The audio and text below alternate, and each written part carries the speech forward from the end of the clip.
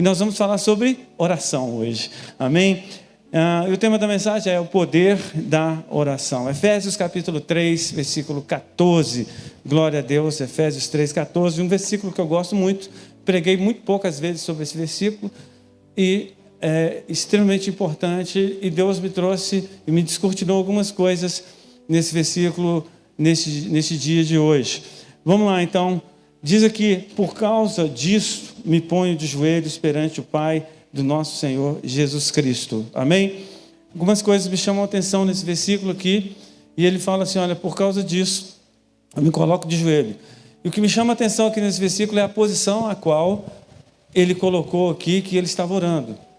Em tese, não precisaria colocar isso, né? Mas ele colocou, e se ele colocou, é porque tem um motivo. Por que Paulo efetivamente colocou ali? Eu me coloco de joelho. É porque muitas vezes a posição a qual nós oramos, ela interfere na ação de Deus em nosso favor. Escutaram? Só alguns améns? Então, querido, eu quero te falar que talvez você pense que seja alguma coisa muito religiosa isso, mas não é. Em alguns momentos, nós somos tendenciosos a pensar: a pessoa está orando de joelho ou está orando em pé, é porque ela é religiosa. E Paulo também, ele não quis afirmar que você tem que orar. Todas as orações que você fizer, você tem que orar somente de joelho, não. Mas algumas posições que nós executamos, tanto no nosso corpo como nas nossas mãos, elas têm uma simbologia, e é exatamente isso que eu quero colocar aqui para os irmãos. Amém, querido? Então, quando nós estamos de joelho, nós podemos entender que isso significa reconhecimento de autoridade. Quando você se prostra diante de alguém, você está reconhecendo a autoridade deste alguém.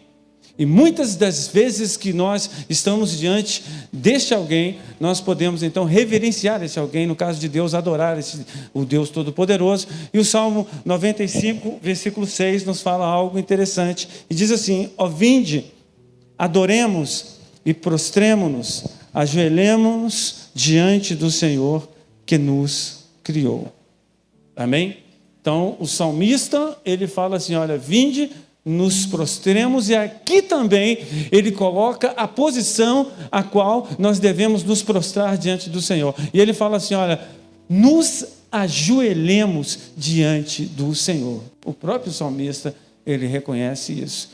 A Bíblia também nos fala, no livro de Romanos, capítulo 14, no versículo 11, porque está escrito: como eu vivo, diz o Senhor, que todo joelho se dobrará a mim e toda língua confessará que Ele é Deus. Então, até mesmo os céticos, os orgulhosos, aqueles que não conhecem e não reconhecem a Jesus como o único e suficiente Salvador, essas pessoas, segundo está escrito dentro da palavra, aqui no livro de Romanos e lá no livro de Apocalipse, elas vão se dobrar diante do Senhor e vão reconhecer. Ou seja, quando nós nos dobramos diante de Deus, nós estamos reconhecendo o seu poder, a sua autoridade.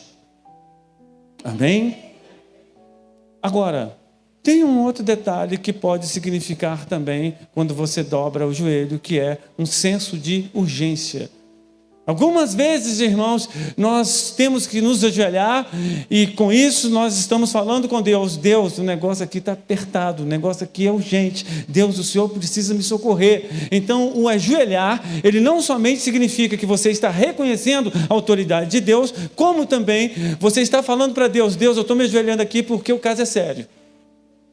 Mateus, no capítulo 17, no versículo 14, está falando o seguinte: quando chegaram a multidão, aproximou-se-lhe um homem, pondo-se de joelhos diante dele e dizendo: Senhor, tem misericórdia de meu filho, que é lunático e sofre muito, pois muitas vezes cai no fogo e muitas vezes na água.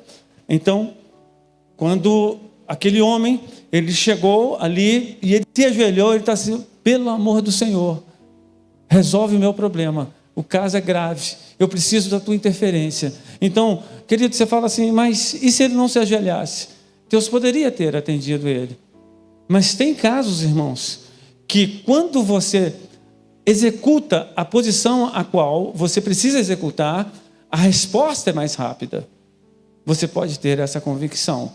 Estava falando hoje de manhã aqui acerca de uma revelação, depois vocês procuram na internet, que a pastora Ezenete teve acerca da oração, e especificamente acerca da oração de joelhos, e como as pessoas que oram de joelho são odiadas pelo inferno, e como as igrejas que oram de joelho são odiadas pelo inferno e pelas trevas. Então, é extremamente importante, na mesma medida que você é odiado pelo inferno, você é amado por Deus. Você abre portais dos céus para que as bênçãos fluam sobre a sua vida. Então, orar de joelho, não é em vão que Paulo falou assim, olha, por essa causa, eu estou aqui ajoelhado. E qual causa que era? Querido, quando você analisa a situação da cidade de Éfeso, você vai perceber que existia uma deusa chamada Diana. E essa deusa, durante 2 horas, foi aplaudida pelo povo de Éfeso. A idolatria corria solta ali naquela cidade. E foi ali em Éfeso que Paulo escreveu para eles assim, olha, a nossa luta ela não é contra a carne ou sangue, mas contra principados, potestades, dominadores e forças do mal. Existia demônio para tudo quanto é jeito ali naquele lugar. E Paulo, então, ele pedindo a Deus de joelho para aquela igreja, e se você for olhar o contexto de Efésios capítulo 3, você vai perceber que ele orava de joelho da seguinte forma, Deus, restaura a tua igreja. Amém, irmãos? Restaura a tua igreja. Ele não estava pedindo uma bênção ali, um carro, não, irmão, uma casa, não, ele estava pedindo o quê? Restauração. Ele queria que Deus restaurasse a igreja e por isso ele se dobrou diante do Senhor. Deus querido, eu reconheço a tua autoridade. Deus querido, é grave. Deus querido, restaura esta igreja. Enche eles do teu espírito. Mas quando nós oramos de joelho, também nós podemos ter aqui um senso de agradecimento ao Senhor. Amém, querido? Quando nós oramos de joelho, nós estamos também, em outras palavras, agradecendo ao Senhor. E a gente vai ver aqui, Atos capítulo 20, versículo 36, que diz assim, e havendo dito isto, pôs-se de joelhos e orou com todos eles.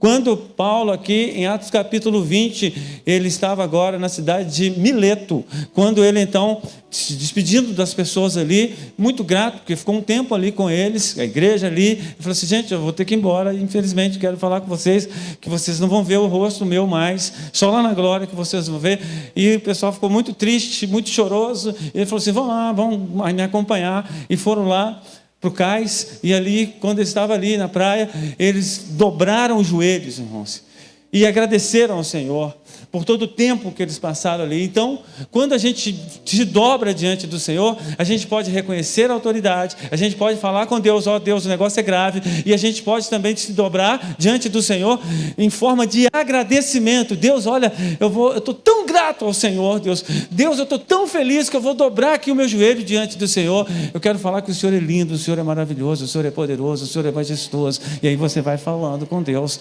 E querido, eu sei, às vezes é difícil, amém? Eu não estou falando que você tem que fazer todas as orações de joelho, mas é um costume bíblico. E muitas vezes nós precisamos entender que existem alguns simbolismo, né, muito positivo nesses costumes bíblicos. Agora, existem várias maneiras e várias posições que vocês podem orar. Hoje aqui nós oramos em pé, nós oramos sentado, nós oramos de diversas maneiras e muitas vezes tudo isso, todas essas posições têm algum tipo de simbolismo. E o que significa efetivamente você orar em pé? Orar em pé pode significar algum costume? Pode. Mas pode significar também uma coisa, uma característica, um traço na nossa personalidade, um traço no nosso caráter. Um traço que fica muitas vezes embustido e muitas vezes as pessoas não percebem. E é um traço de orgulho. Muitas vezes nós temos dificuldade de nos ajoelharmos, nem nos ajoelharmos perante Deus. Muitas pessoas são orgulhosas. A gente olha aqui, os fariseus, a gente pode perceber algo interessante, né? Que eles tinham ali, Mateus capítulo 5, Mateus capítulo 6, versículo 5, nos fala assim: quando orares, não sejas como os hipócritas, pois se comprazem em orar em pé, né? Que fala também a posição nas sinagogas e às esquinas das ruas, para serem vistos pelos homens. Em verdade vos digo que já receberam o seu galardão. Amém, querido? Então, quando eles estavam ali orando, eles estavam orando em pé, e não tem nada contra orar em pé, nada contra. Eu oro muito em pé, né? Você orou em pé aqui, mas muitas pessoas, como os fariseus, eles oravam em pé, tanto nas sinagogas, como também nas praças, em sinal de orgulho, de ostentação. Eu sou o melhor, eu sou o maior, eu estou aqui diante de Deus.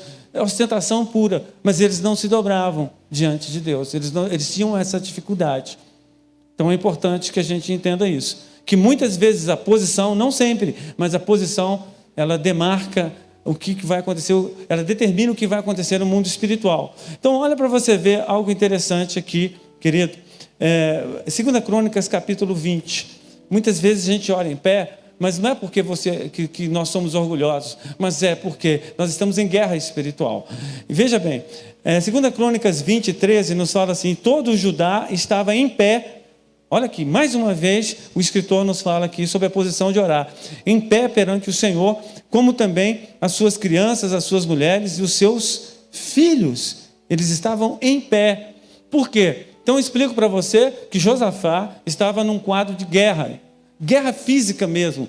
3 nações conspiraram contra o povo de Israel, e essas nações eram muito mais poderosas que Israel, tinham mais número de soldados do que Israel.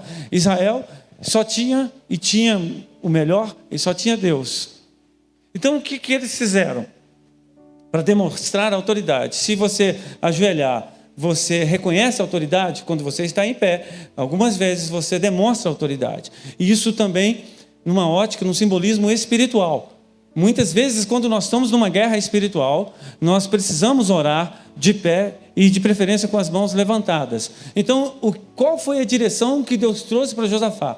Josafá, você vai ficar com todo o exército e vai ficar de pé. E você vai orar com as pessoas. No mundo espiritual, isso significava o quê? Autoridade espiritual. E o negócio é tão incrível, irmãos. Quando você olha Êxodo capítulo 17, olha para você ver, versículo 11, está dizendo o seguinte: e acontecia que quando Moisés levantava a sua mão, Israel prevalecia, mas quando ele abaixava a sua mão, Amaleque prevalecia. Em outra realidade. Então, irmãos, para você ver que a posição do seu corpo, a posição da sua mão, ela interfere no mundo espiritual, numa guerra de Israel, né? de Moisés ali contra os amalequitas. Ali o que acontecia? Moisés levantava a mão, o povo prevalecia, os soldados venciam, acontecia lá uma liberdade do Espírito Santo, um agir de Deus no meio do arraial, e eles prevaleciam sobre os amalequitas. Mas acontecia que Moisés, um homem de mais de 100 anos nessa época ali, quando ele cansado abaixava a mão, o povo era derrotado. O que eles fizeram? Qual a estratégia que eles usaram? Juntou Ur e Arão, falou assim: o negócio é o seguinte, nós observamos uma coisa interessante aqui, que quando o nosso patrão aqui, Moisés, levanta a mão, o povo prevalece. Vamos fazer o seguinte, vamos botar a mão dele lá em cima. Você fica aqui do lado aqui, Ur, eu fico aqui do lado. Arão falou com Ur. Aí o que aconteceu? Um ficou segurando a mão de um lado, isso está escrito dentro da Bíblia, irmãos, e o outro ficou segurando a mão levantada lá em cima de Moisés do outro lado. E o povo prevaleceu e venceu a batalha. Para você ver que no mundo espiritual, as suas mãos, ela têm poder. Quando você pega o Salmo 144, versículo 1, nos fala que as nossas mãos, elas estão adestradas. E fala sobre mão no sentido espiritual. As nossas mãos estão adestradas para guerra. E não é uma guerra física, é uma guerra espiritual. Por isso, querido, se a coisa está muito feia lá na sua casa, está um clima esquisito, uma opressão, um negócio esquisito lá, o que você vai fazer? Pega o maridão, pega a esposa, pega os filhos, pega a família, levanta as mãos, ora de pé, levanta as mãos, e você, com a autoridade que Deus te dá, você ordena no mundo espiritual, expulsa os demônios. Amém? Eu me lembro um livro que eu lembrei aqui agora, um livro que eu estava lendo muitos anos atrás, A Autoridade do Crente, nos fala que aquele homem teve um arrebatamento e ele então teve uma conversa com Jesus num determinado lugar, não sei se na glória, não sei aonde foi, conversando com Jesus, e de repente ele conversando com Jesus assim, conversando e desfrutando daquela comunhão ali com o próprio Jesus, e de repente veio um macaco. Ele conta isso no livro. Veio um macaco e começou a interromper, e ele olhava para o macaco, olhava para Jesus, olhava para o macaco, olhava para Jesus, e o macaco incomodando, e Jesus não fazia nada. Aí teve uma hora que ele ficou nervoso com o negócio, falou: "Ô macaco, sai daqui!" E o macaco saiu dali, e aí ele falou para Jesus: "Jesus, por que o senhor não expulsou o macaco?" E Jesus falou com ele: "Porque a autoridade é sua. Você tinha autoridade para isso." Jesus queria ensinar isso para ele, irmão. E muitas vezes nós estamos pedindo para Deus aquilo que é para nós exercermos a autoridade. Então, numa guerra espiritual, muitas vezes você não tem que falar assim: "Oh Deus, expulsa esse demônio. Oh Deus, faz isso." Não, querido. É você que vai falar: "Demônios, em nome de Jesus, saiam. Opressão, nuvem maligna, saia em nome de Jesus." A autoridade está nas suas mãos. Amém, irmãos? Então, veja bem aqui, querido. 2 Reis, capítulo 20, versículo 1, você vai ver algo interessante aqui, que nos fala sobre um tipo de oração. Olha aqui: naqueles dias adoeceu Ezequias, mortalmente. O profeta Isaías, filho de Amós, veio a ele e lhe disse: "Assim diz o Senhor, põe em ordem a tua casa, porque morrerás e não viverás." Então virou o rosto para a parede e orou ao Senhor, dizendo, aí fez a oração lá e tal, e ele foi curado. Isaías, antes de sair do pátio, o Espírito Santo revelou, falou: "Sobe, Isaías, que eu escutei a oração de Ezequias, e eu vou trazer mais 15 anos de vida para ele, e fala isso para ele lá." E ali ele subiu, chegou lá e falou: "Ezequias, Deus escutou a sua oração, e por isso você vai se levantar." E a oração que ele fez era deitado. Ele ficou triste quando recebeu aquela palavra. Ele virou para o lado da parede e ali ele orou a Deus, deitado, doente, né? E falou: "Deus, olha, eu tenho muita coisa para fazer ainda, não deixa eu ir não." Porque Deus tinha falado com ele: "Olha, sua vida está toda torta, prepara aí, conserta a sua vida que eu vou te levar." Deus usou Isaías para falar com Ezequias. Mas aí, Deus, pela infinita misericórdia, escutou a oração dele e deu mais 15 anos de vida a esse rei. Uma oração deitada. Amém, querido? Então, por que Deus escutou? O homem estava doente, o homem estava quase morrendo, irmãos. Evidentemente, irmãos, existem algumas coisas. Nós estamos falando de quem, irmãos? Do mentor e criador de todo o universo, o qual é digno de toda honra e de todo respeito. E nós não podemos confundir uma coisa: liberdade com libertinagem, liberdade com falta de respeito. Se você tem condição, querido, se você tem condição de levantar da sua cama, levanta da sua cama. Talvez você não vai entender isso agora, mas eu te desafio a fazer o seguinte: você vai fazer uma prova de Deus e ver se Deus está me usando aqui ou não, ou se eu estou falando da minha carne, que eu não queria falar isso aqui. Então, se você tem condição de levantar da sua cama, você que ora sentado, você está bem de saúde, você não tem nada, você não tem problema nenhum, e você fica orando ali deitado, isso, na minha opinião, é uma falta de reverência. Você pode falar assim: mas eu tenho a minha liberdade. Beleza.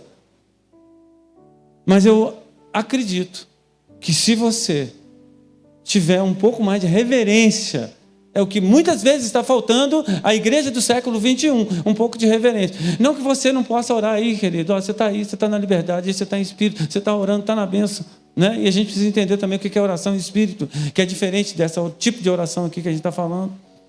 Né? Quando você ora em espírito, você ora, é uma oração paralela. A oração em espírito, irmão, é uma oração paralela. O que é isso? É uma oração que você está cozinhando, você está orando. Você está dirigindo, você está orando. Você está no trabalho, você está orando. Não é essa oração que nós estamos falando. Estou falando é quando você para e exclusivamente você vai orar. Você não está doente nem nada. Mas aí você vai fazer o seguinte: eu vou Vou ficar sentado aqui mesmo, eu vou ficar deitado aqui, eu vou orar deitado. Se Deus te falar isso, irmão, beleza. Tá? Mas o que eu te aconselho a fazer é orar. E pedir a Deus, Deus, de que maneira, de que posição que o Senhor quer que eu ore? Se Deus mandar você deitar e orar, ótimo, então você deita e ora. Se Deus mandar você sentar e orar, então você faz isso, você senta e ora.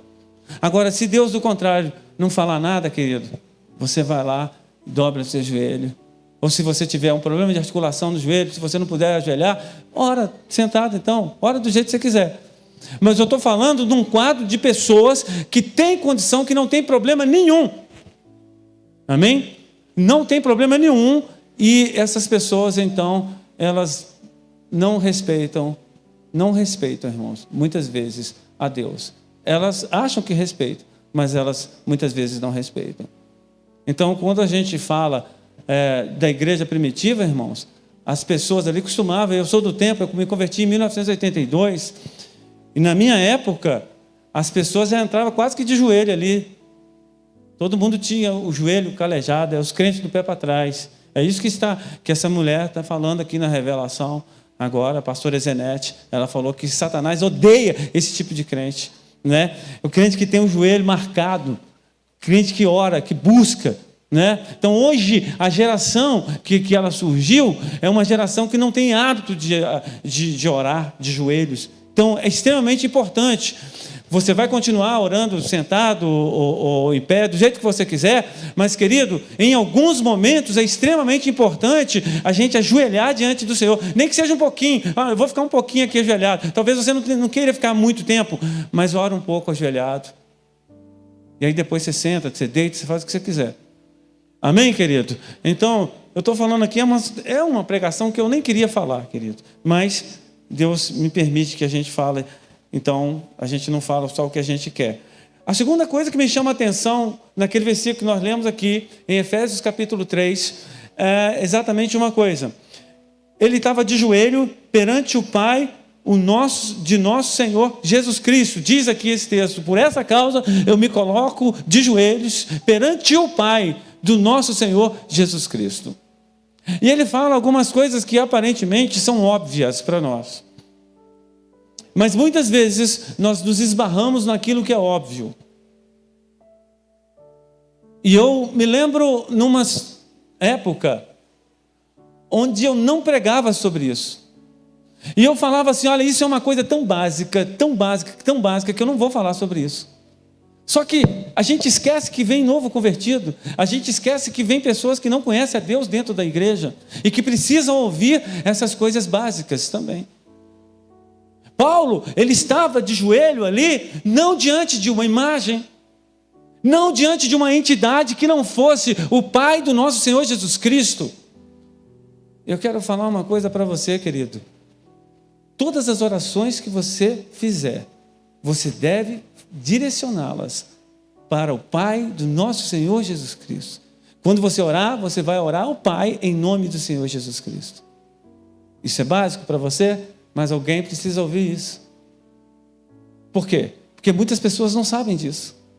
Às vezes a pessoa tem Jesus, mas tem uma outra entidade. Eu tenho um santo de não sei o quê. Eu tenho uma santa de não sei o quê. Querido, eu vou ler um negócio aqui para você. Você vai entender o que eu estou querendo te dizer. Olha para você ver o que diz Êxodo capítulo 20, versículo 4. Diz assim, olha, primeiro mandamento: não farás para ti imagem de escultura. Isso está na Bíblia do espírita, do católico, do evangélico, do muçulmano. Está na Bíblia de todas as religiões.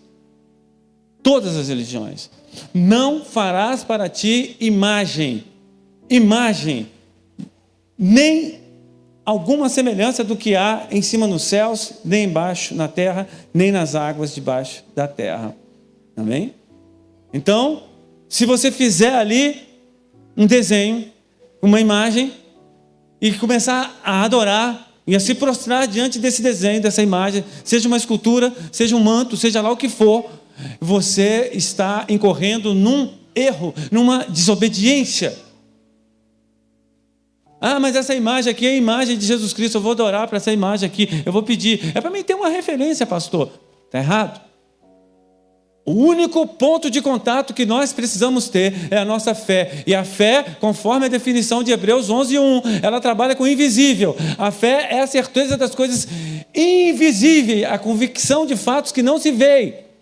Quando a mulher samaritana teve dúvida acerca de oração, de adoração, ela perguntou: qual que é o lugar certo? É no monte ou no templo? E Jesus falou assim: chegará a hora em que os verdadeiros adoradores adorarão o Pai em espírito e em verdade, sem nenhum ponto de contato físico, somente espiritual. Amém? Você não vê aqui nada, irmãos, nada. E você sentiu a glória de Deus. Você sente a glória de Deus. Deus está aqui nesse lugar. Por quê? Porque Deus está numa dimensão celestial, não humana. Ele consegue nos ver, Ele consegue entender tudo que está aqui, Ele consegue saber exatamente o que se passa na sua mente aqui, e você ainda não consegue entrar dentro dessa dimensão espiritual, não consegue ver, mas você vai ser um ser espiritual. A Bíblia nos fala que nós estamos sendo formatados para a estatura de varões e varoas perfeitos, aonde nós andaremos o tempo todo na dimensão celestial. Amém, igreja? Olha para você ver o que diz aqui em Salmo 115, versículo 4. Os ídolos deles são prata e ouro, obra das mãos dos homens. Tem boca, mas não falam. Olhos, mas não veem. Tem ouvidos, mas não ouvem. Narizes têm, mas não cheiram. Tem mãos, mas não apalpam. Pés têm, mas não andam.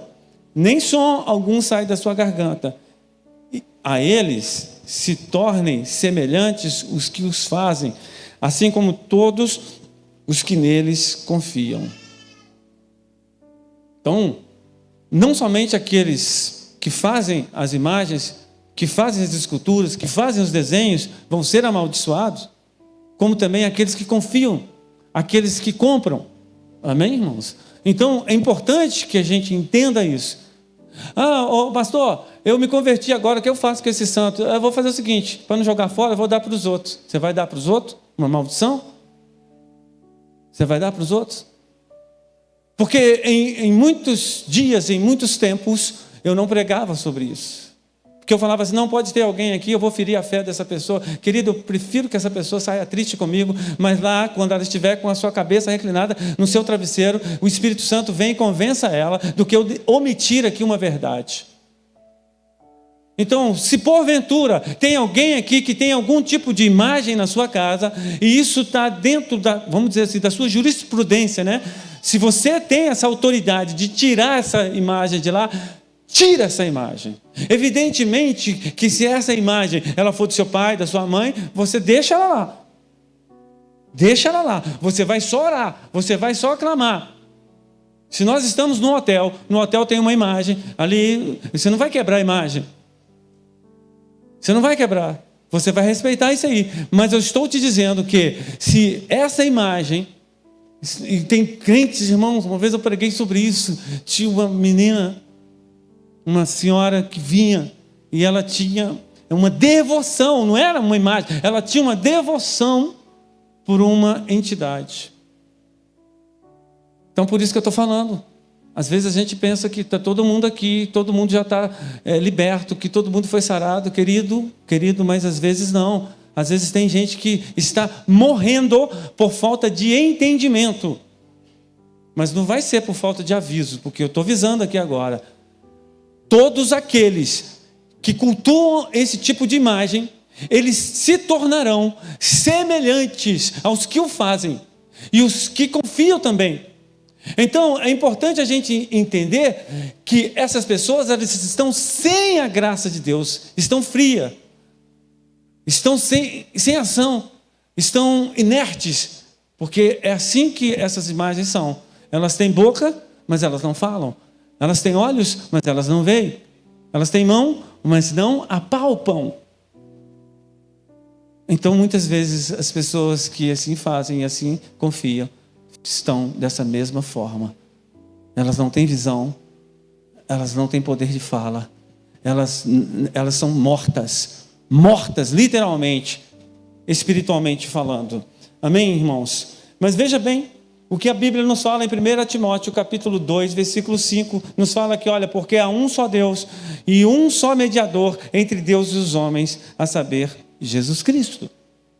Aí você fala, não, mas são 8 bilhões de pessoas, nós temos somente 2 bilhões e meio de cristãos, e dentro desses 2 bilhões e meio de cristãos, você vai passar a peneira, você vai tirar ali talvez uns 300 milhões, que é muita coisa, mas se você olhar dentro de uma ótica mundial, é pouca gente.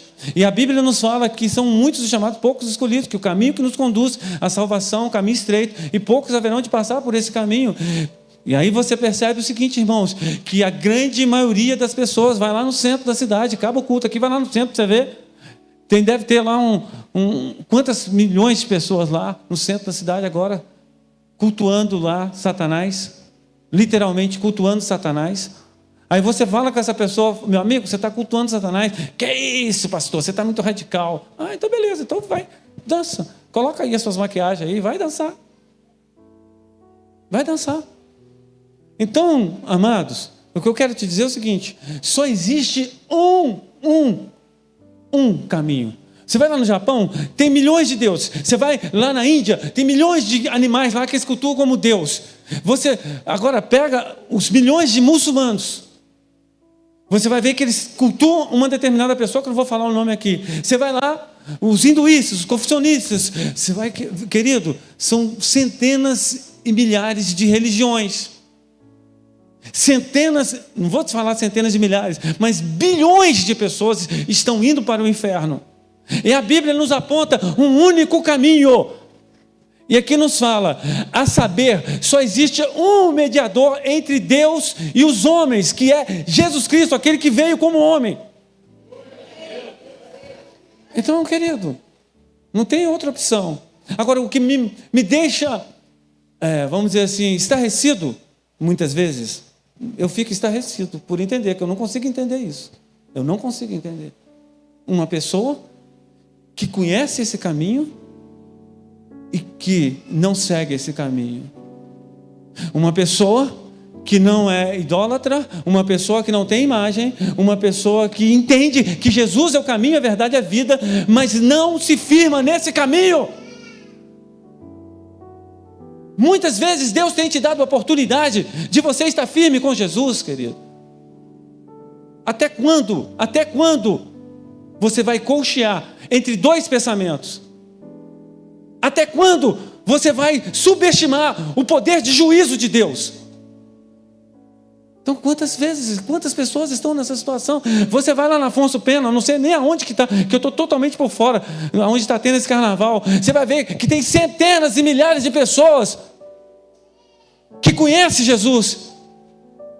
Hoje eu estava lá em casa, eu estava vendo, irmãos, apareceu lá, que eu não perco tempo com isso, eu não estou vendo nada, mas eu estava vendo alguma coisa lá, apareceu a foto de uma cantora evangélica, que foi do mundo evangélico, que estava cantando do lado da Ivete Sangalo. Eu vou falar com você o que eu falei lá. Essa cantora, que eu não vou falar o nome dela aqui, ela estava mais endemoniada que a Ivete Sangalo. E uma pessoa que estava lá não descende, estava cheia do Espírito Santo de Deus, pelo menos em tese. Aí eu fico estarrecido, queridos. Eu fico revoltado. Como que pode acontecer isso? Como que a pessoa pode desfrutar dessa árvore, dessa presença gloriosa do Espírito Santo, que não existe lugar no mundo melhor do que esse lugar? Não existe. Querido, eu já fui do mundo. Eu já fui de beber, de fumar, na minha época chamava gandaia, eu não sei nem como é que chama hoje. Certo?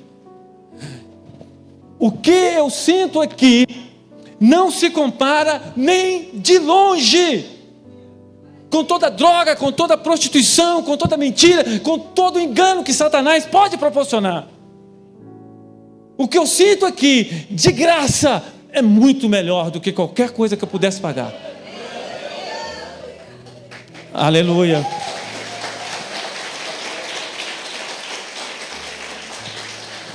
Então, irmãos, quando Paulo ele chega e fala, olha, por essa causa eu me coloco de joelho.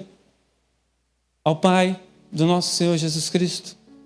É importante que todas as vezes que você orar, seja de joelho, seja sentado, seja deitado, seja de que forma for, que você, querido, possa endereçar essa carta com um selo chamado Jesus Cristo.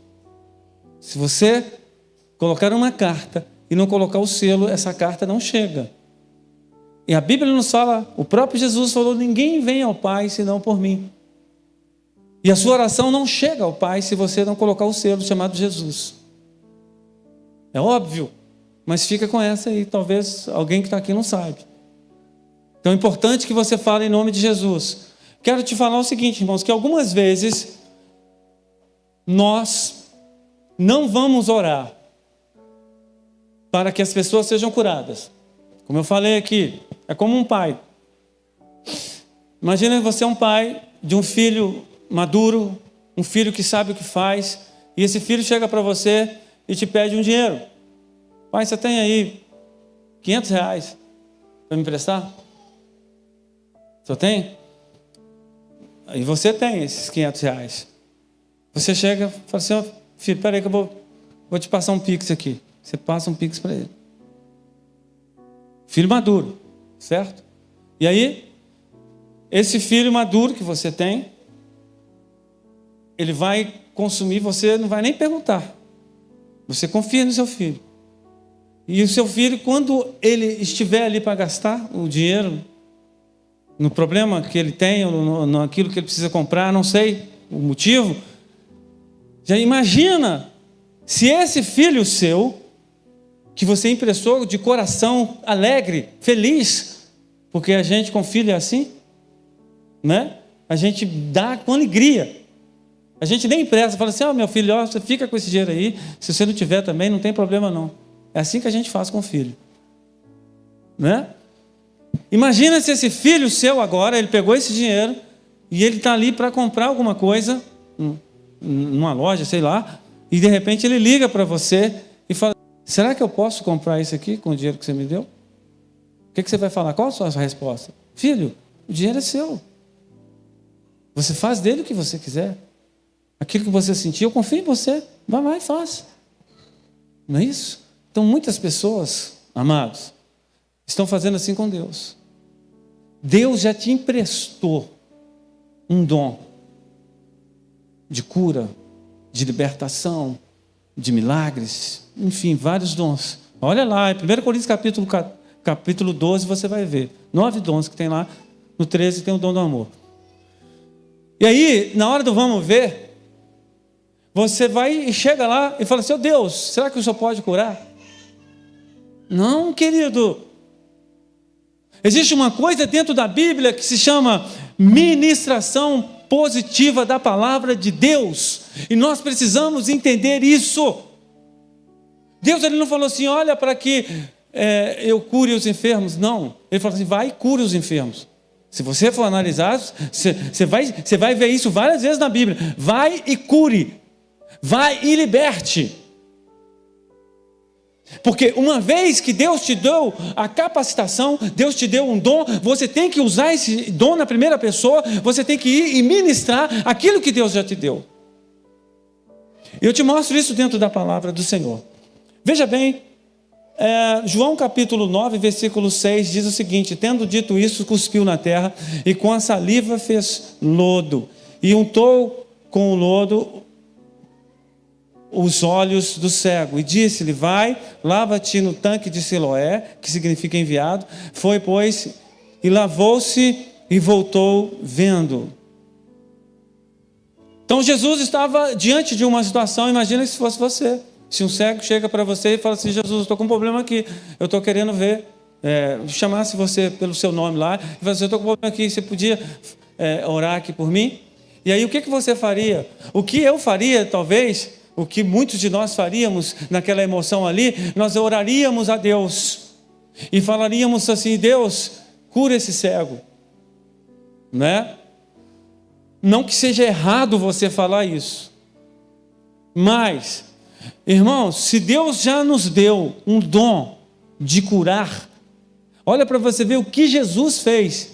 Ele cuspiu ali na terra, pegou o seu cuspe, fez um lodo daquele cuspe e colocou nos olhos daquele cego, né? E falou: vai lá e lava-se no tanque de Siloé, que se chama enviado. Num ato profético que estava se referindo a ele mesmo, era como se Jesus falasse assim: olha, eu sou o dono da terra, o homem veio do barro, e se o homem veio do barro, que dirá um olho? O olho veio do barro e eu sou muito mais poderoso do que isso para mim é fichinha, e aqui, estão aqui, vai lá e você recebe a cura.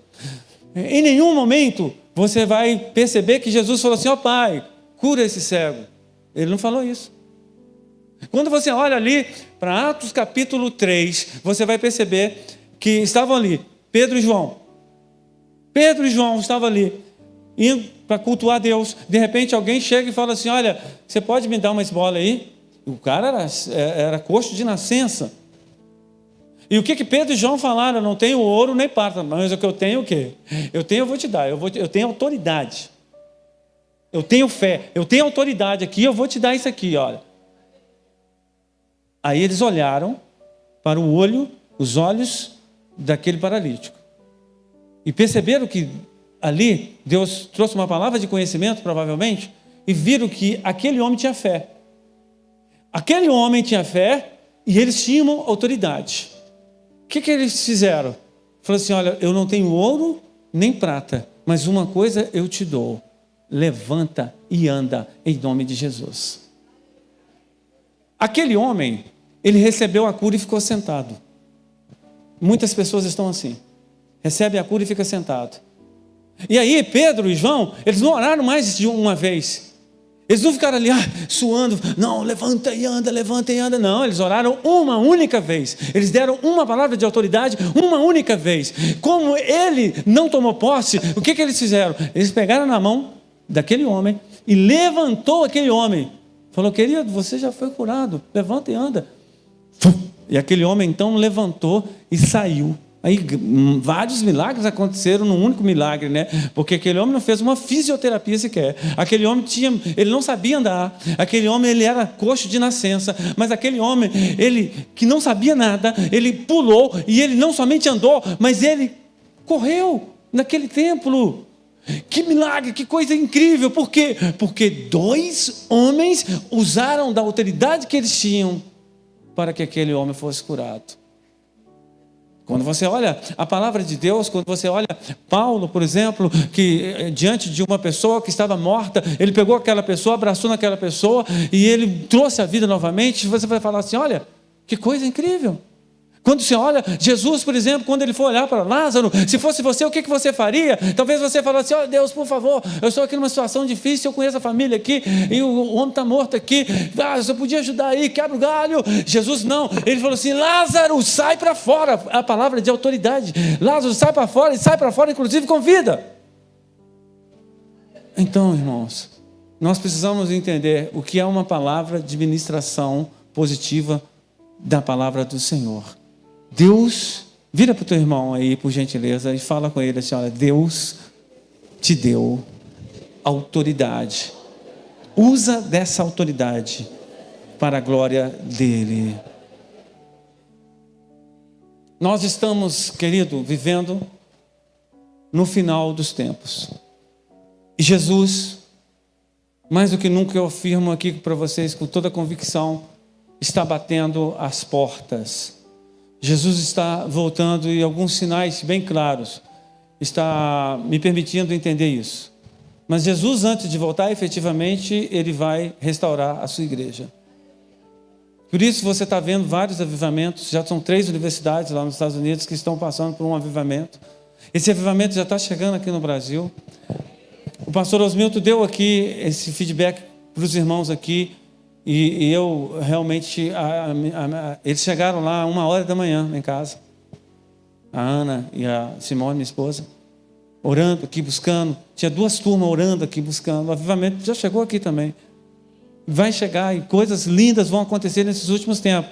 Mas vai ser uma balança, irmãos. É Satanás operando aqui, ó. O amor de muitos esfriando aqui, ó. E o mundo se pervertendo aqui, ó. E Deus fazendo maravilhas e milagres aqui, ó. um derramamento do Espírito Santo aqui e uma iniquidade aqui desse lado. Vai ser assim. Este vai ser o perfil do final dos tempos.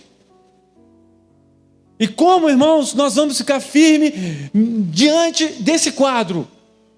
Através de uma coisa chamada oração, querido. Hoje eu estou vendo muitas coisas aí ultimamente, minha vida, eu acho que eu estou passando o melhor momento da minha vida espiritual, em todos os tempos. Um tempo de conscientização, um tempo de mais experiência, um tempo de mais santidade, de mais vigilância, e tenho visto algumas coisas. E tenho percebido, irmãos, que homens de Deus, eles não ficam 20 minutos apenas orando. Homens de Deus ficam 5, 6 horas, 8 horas por dia orando. Evidentemente que você trabalha. Evidentemente que você não tem condições de ficar 8 horas orando, 6 horas orando, 5 horas orando. Benny Hinn, grande homem de Deus. Quantas vezes a gente olha muitos milagres, muitas pessoas ali com cadeira de rodas, cegos enxergando, pessoas com cadeira de rodas sendo curadas, pessoas sendo libertas ali, você fala assim, que mistério está por trás desse homem? Oração. A oração, irmãos. 12 horas de oração por dia que ele ficava. Uma certa vez, uma ocasião, lendo um livro dele, ele conta isso no livro dele. Bom Dia Espírito Santo, alguns talvez já leram aqui. A mulher dele ficou nervosa com ele, falou, vamos lá xingar esse homem tem que parar de orar. Aí na hora que ela chegou lá e abriu a porta do quarto, na hora que ela ia xingar ele, ela caiu para trás. Sabe quem derrubou ela? A glória do Espírito Santo. Ela não aguentou a glória de Deus. Então, irmãos, queremos milagres, queremos sinais, queremos maravilhas nessa igreja. Tudo isso nós vamos ter. Isso vai ser consequência. Mas nós precisamos de um grande sinal. É o sinal da oração. E o sinal da oração, ele vai proporcionar à igreja o arrependimento, a restauração, o amor. Esse é o principal sinal. Muito mais do que maravilhas, muito mais do que sinais, muito mais do que cegos enxergando, é o sinal do arrependimento das pessoas. Amém? E como nós vamos conseguir isso? Através da oração, através da busca. Não aqui, uma busca que a gente vai fazer aqui, talvez de uns 5, 10 minutos, mas que você tenha, eu e você, que nós tenhamos uma vida de oração, de busca, de renúncia, irmão. Às vezes as pessoas ficam assim, puxa vida, como é que eu vou me libertar disso? Como é que eu vou libertar daquilo? Querido, esquenta não. É só você se encher do Espírito Santo que a tristeza sai, que o vício sai, que a maldição sai, que o problema sai. É só você encher do Espírito Santo. É só você agora, querido, fechar a porta do seu quarto ali e em nome de Jesus você começar a orar, buscar, clamar ao Senhor e Deus vai fazer coisas lindas e coisas maravilhosas na sua vida. Quero te falar um negócio aqui, irmão, estou no finalzinho aqui. Eu quero te falar um negócio aqui importante. 1 Crônicas capítulo 4, versículo 9, nos fala sobre um homem que tinha uma vida amaldiçoada, mas que não se tornou um vitimista. Olha para você ver, esse homem se chama Jabes, e diz assim, olha, e foi Jabes mais ilustre do que seus irmãos, e sua mãe deu-lhe o nome Jabes, dizendo, porquanto em dores dei a luz. Já começou assim, né? O nome dele era um nome que remetia à dor. A sua mãe teve muita dor no parto, então falou assim, vai chamar Jabes. É um nome dolorido. Porque Jabes invocou o Senhor de Israel, dizendo, se me abençoares muitíssimo, depois que ele cresceu, né? E meus termos ampliares, e a tua mão for comigo, e fizeres que do mal, que ele estava com uma vida marcada por mal, por maldições, amém? Não seja afligido, e Deus lhe concedeu o que ele tinha pedido. Amém? Então foi a oração que ele fez. Deus, eu fui gerado, meu nome me remete à dor, a minha vida é marcada por maldições, mas eu quero fazer aqui uma oração. E a minha oração é que o Senhor intervenha na minha vida, que o Senhor quebra as maldições, transforma a minha vida. E assim foi. E ele então se tornou uma pessoa, conforme nós lemos aqui, ilustre. Por quê? Porque ele teve uma vida pautada em oração. Quando a gente olha para Jesus, querido, Jesus ele falou assim, olha, Jesus ele ficava a noite inteira orando, buscando. E nem por isso ele deixava de sofrer perseguições, provações, dificuldades. Ele tinha uma vida de oração. Então, uma vida de oração que você tiver, não vai te poupar das dores e não vai te poupar das dificuldades. Mas você vai ter uma vida ilustre. Você vai ter uma vida triunfante no Senhor. Então, quando o Senhor Jesus, ele gostava muito de falar de oração. Em uma certa ocasião, ele estava ensinando as pessoas a orar. Ele contou uma historinha interessante. Ele gostava de contar história também. E a história que ele contou foi de uma viúva. Ele falou assim, havia uma viúva, e a viúva era uma mulher segregada daquela sociedade judia. E ele falou assim, olha, havia uma viúva, e essa viúva foi diante de um juiz, está relatado em Lucas capítulo 18. Ela foi diante de um juiz, e o juiz, em primeira instância, não quis atendê-la. E essa viúva, ela não desistiu.